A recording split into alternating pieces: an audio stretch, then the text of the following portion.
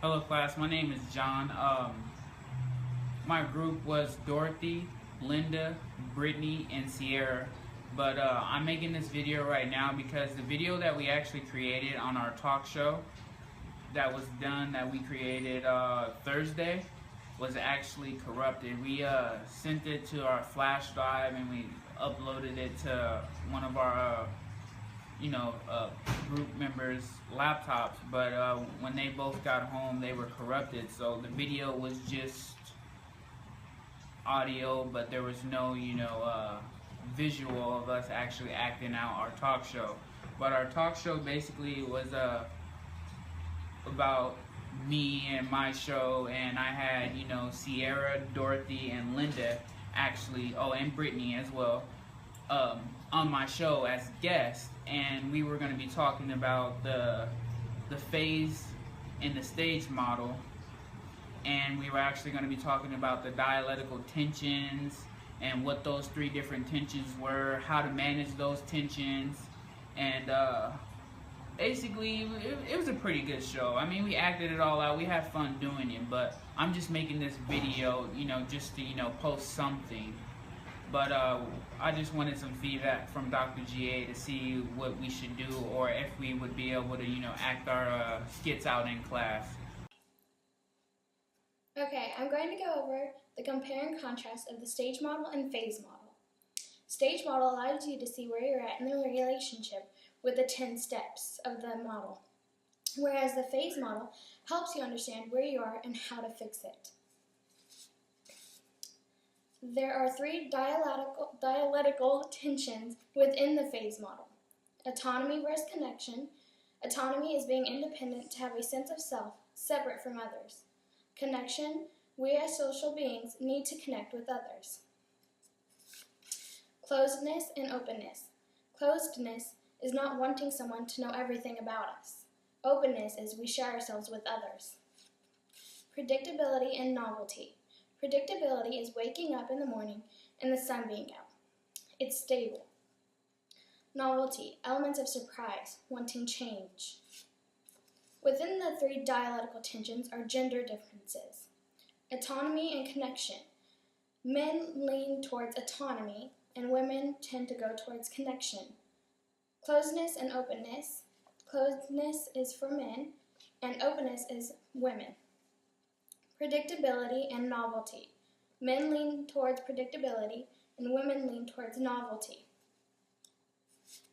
All three of these tensions work on three levels. All three tensions occur intrapersonally within each relationship. It occurs interpersonally within the relationship and relationship with the rest of society. Thank you. Now I'm going to go over the phases that the phase model is comprised of. And it's important to note that there's not a certain amount of time for each of these phases, nor do they need to be done in order. The phase is determined by the balance of the tensions in the relationship. So the first phase is autonomy to connection. We are deciding if we want the relationship or not. This is not done through talking, rather it's an undercurrent. Novelty is high here, as it is whenever we meet someone new, but it's balanced via scripts and roles. For instance, hi, how are you? You expect, fine, how are you? It's also, closeness is high, but openness is needed to move to the next phase. So of course, with someone new, we don't share everything, but we do need to open up in order to move on to the next phase. The next phase is autonomy and connection. Here we decided to be in a relationship, though it's not explicitly stated. We know we are in this phase because we're trying to balance our autonomy and connection. Novelty skyrockets through self-disclosure, but it's balanced by relationship rituals, say a Friday night date, a daily phone call. Openness is high due to the self-disclosure. We're learning a lot about each other, but is balanced by not openly talking about the relationship itself. You probably wouldn't want to be, like, hey, are we in a committed relationship? We're not quite to that stage yet.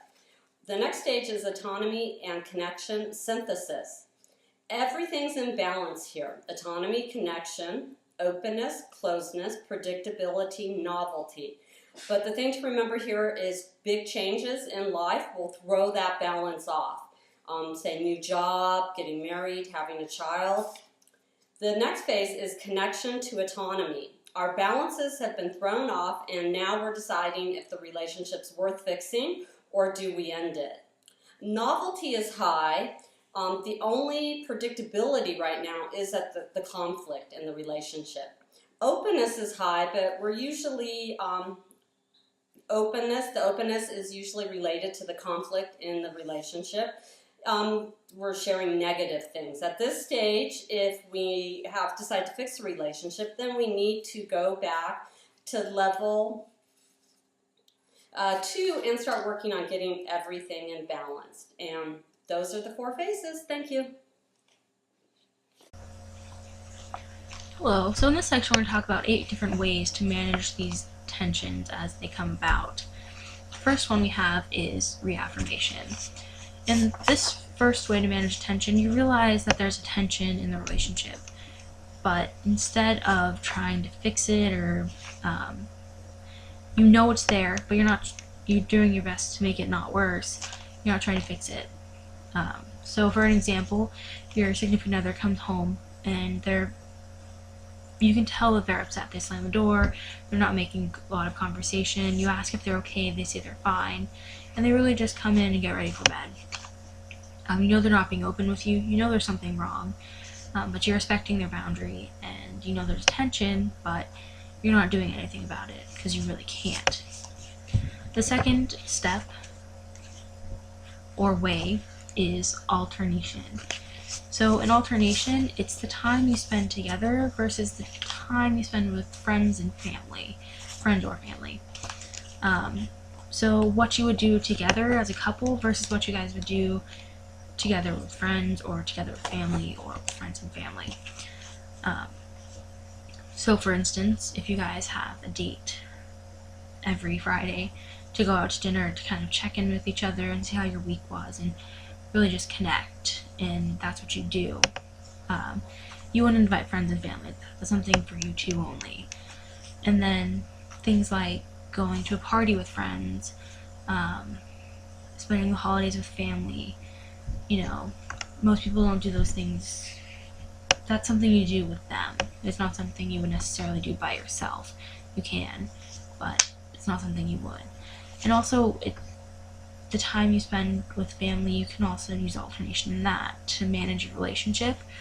So for instance, on the holidays, whatever holiday it is, every other year you might go to your wife's families to celebrate the holidays, and then the years that you're not there, you go to the husband's, as a way to balance, to keep it equal, and that's how you spend your time. The next one is segmentation. So in this one, it's really the time you spend together versus the time you spend doing your own separate things. So for instance, if one person in the relationship really loves building things, building birdhouses or doing woodwork or working on cars, but the other person doesn't like doing that, that's okay. Doesn't mean you have to not do those things that you love. You'll just do that by yourself, and that'll be your thing. And then the other person, they really love running, and you're not a runner. That's okay. They can still do the running. They can go to the gym, do that. It's just what they do by themselves. And that relates to the autonomy and connection part. The time we have together versus time we have by ourselves. And it doesn't mean that you don't spend time together doing things. So you'll have things that you do together like hiking or camping or date nights. So you'll have those as well. The next one we have is balance. So in this one, it's really about negotiation. And in this particular part, no one is truly satisfied with the outcome. It's just a way to mesh everything together. So for instance, you have a couple with one person who likes predictability and the other person really likes things to be spontaneous, and they really are into the novelty aspect of the relationship. instead of fighting about it, you guys just say, okay, well, I'm gonna try and be more flexible to your novelty and your spontaneity, and try and be less predictable. And then the other person says, okay, well, I'll try and not be so spontaneous, and I'll do my best to keep the spontaneity to a minimum. So it's not necessarily what either one wants, because one wants the spontaneity, one wants the predictability, the one that's happening every second of every day and every hour. But the other person doesn't want that. Then they have to realize that, okay, sometimes we need it, sometimes we need to be spontaneous. So no one's ever going to be truly satisfied with that, because they won't get to do what they need or want to do. And the next one we have is integration. In the integration one, or step, it's a collaboration, not a compromise. So we go back to the predictability novelty couple. Instead of them saying, okay, sometimes I'll be spontaneous, on your whim, or I'll try and be more predictable, they allow each other to have what they need. So the predictability person says, okay, well, I need all of these parts of the week to be set in stone and predictable. And then once a week or once every 2 weeks, we'll do something together that's new and spontaneous that we've never done before, like skydiving or taking an art class together. So we have that spontaneous, fun calibration, and this is we view what is occurring on a different way, viewing things differently.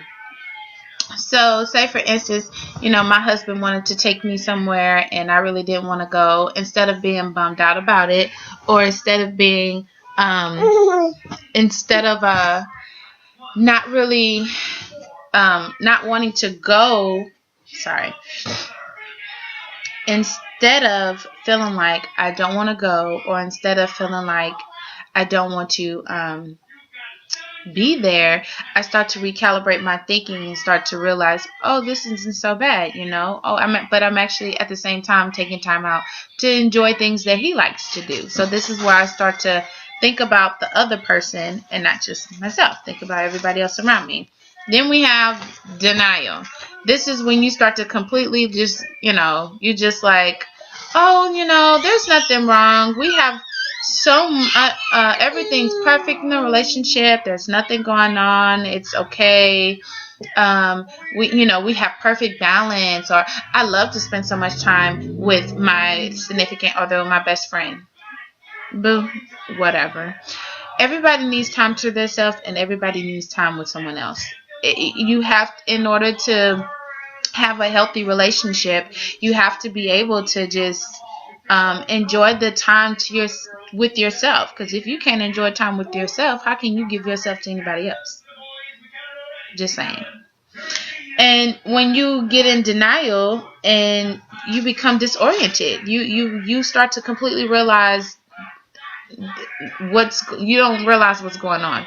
You don't realize that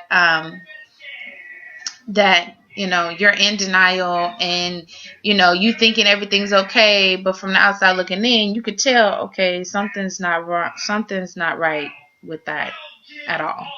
This is, you start getting disoriented, and you don't realize that there is a problem, or you deny the fact that there is a problem, and you're in denial. You're going crazy. But yes, so those are the 8 ways to manage tension. I really, really, really suggest that if you're in a relationship, or you're in, you're in a friendship and you don't know how to compromise, these are great ways to really start to implement those in the relationship. With your significant other or just a friend, and it really helps build a healthy relationship. And trust me, you will be so much more happier, because I've done it in my marriage, and I can tell you that it really, really works. So yeah, I hope you guys enjoyed this, and John, back to you.